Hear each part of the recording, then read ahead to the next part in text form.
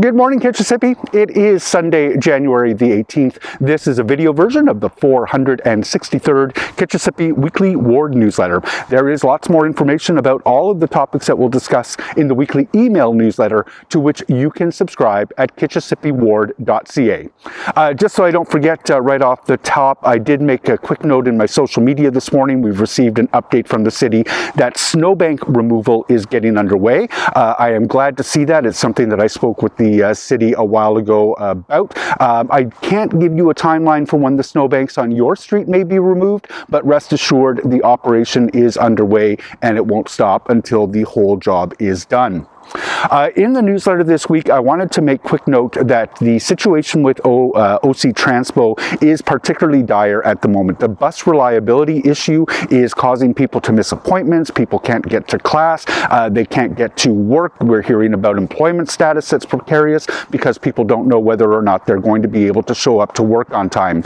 There is a big gap and growing between the number of buses that we need in order to provide service versus the numbers that we have. Our old bus fleet is aging out fairly rapidly. We do have a shortage of mechanics to keep the ones that we do have on the road.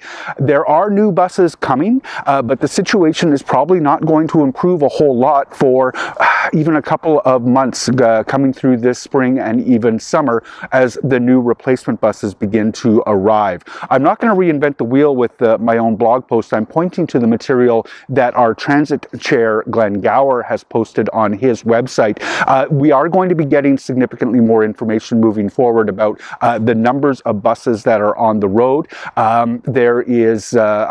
This is something that I have discussed with the mayor as well. I think we need much better effective communications, but there's no magic wand to fixing this within the next couple of weeks. Please do take a look at the material that Chair Gower has put online, and I will look forward to trying to keep you better informed as to the status of the bus service moving forward. We've received an application for the Scott Athlone Tweedsmuir area. The owner wants to vary the bylaw and the official plan for the properties that are at 1994 Scott Street, and then a whole bunch of addresses adjacent on Athlone and Tweedsmuir. These properties are located immediately to the south of Scott Street, the future LRT station, and the proposal features the development of 3 high-rise buildings. I think there's also a low-rise building. It's a really dense, tall development that's being proposed. The application material is online. You can take a look at it through the link that I have provided in the newsletter. And of course, we'll arrange for an open house to take a look at the plans and ask your questions in the very near future. I have my first pop-up office hours of the year. I apologize for having to cancel the last one. Those are going to be held on Tuesday, January the 20th from 11 a.m. until 2 p.m. at Maker House.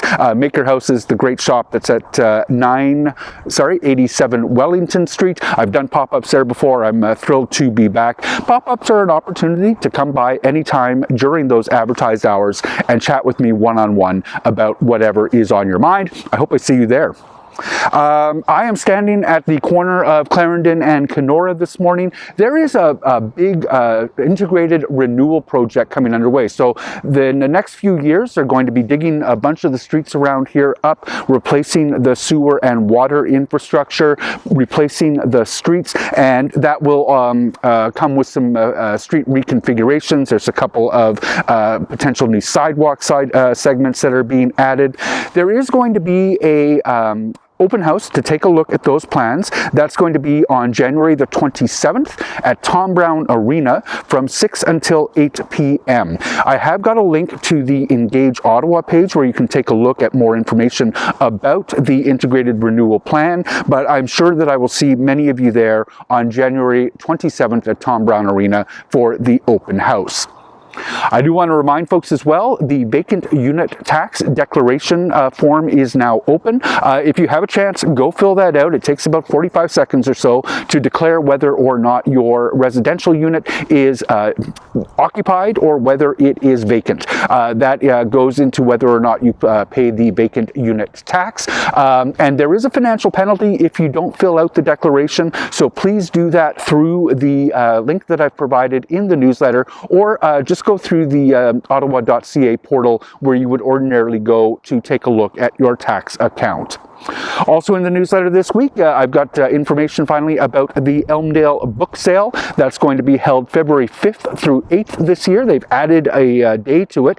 On Thursday, February the 5th, the Elmdale school community will get first shot at shopping those books from 4 until 9. On Friday, February the 6th, the event will open to the public from 9 a.m. until 9 p.m. And then again on Saturday and Sunday, that's the 7th and the 8th, from 10 a.m. until 4 p.m. It's one of my favorite book sales in the city. All killer, no filler.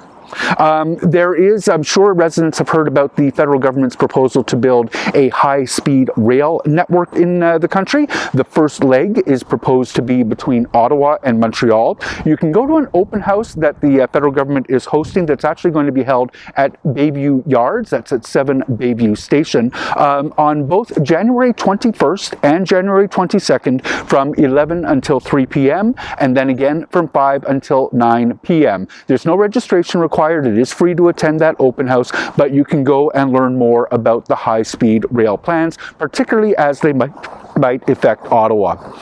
I also have a note in the newsletter again this week about the coldest night of the year. That is the walk that is in support of, in our ward, the Westboro Village BIA walks in support of Cornerstone Housing for Women. I hope that many of you will either join a team in support of Cornerstone or support one of the teams that has already registered. I've got a link in the newsletter on how to do that. There is more of those climate fresks coming up. Those have turned out to be very popular. Climate Fresk is a workshop on how citizens can get engaged with the issue of climate change. They're going to be held at Dover Court again. There are sessions on January 22nd, February 19th, March 14th, and April 13th. I encourage you to take a look at the information in the newsletter with the link and consider registering for one of those workshops. At City Hall, we're back underway after a holiday break. The Built Heritage Committee is going to meet on January 22nd.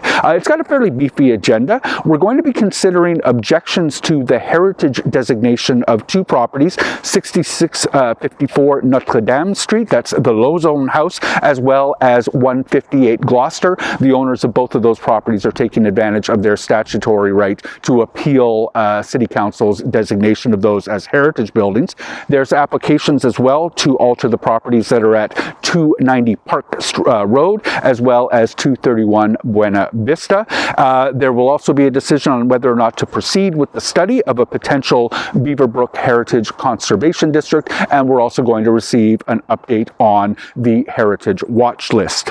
I'm going to make a quick note that the Public Works and Infrastructure Committee, what we used to call the Transportation Committee, their meeting that was going to be held on January the 29th is now cancelled. I know many of you, particularly in the Civic Hospital area, were looking at that meeting where the link between the Dow's Lake LRT station and the new campus of the General Hospital, the Ottawa Hospital, its civic campus at Dow's Lake, was going to come forward as a report. That will not now. That would be, I'm expecting, on February 26th when the PWIC committee next has its regular meeting. That is still a very active discussion.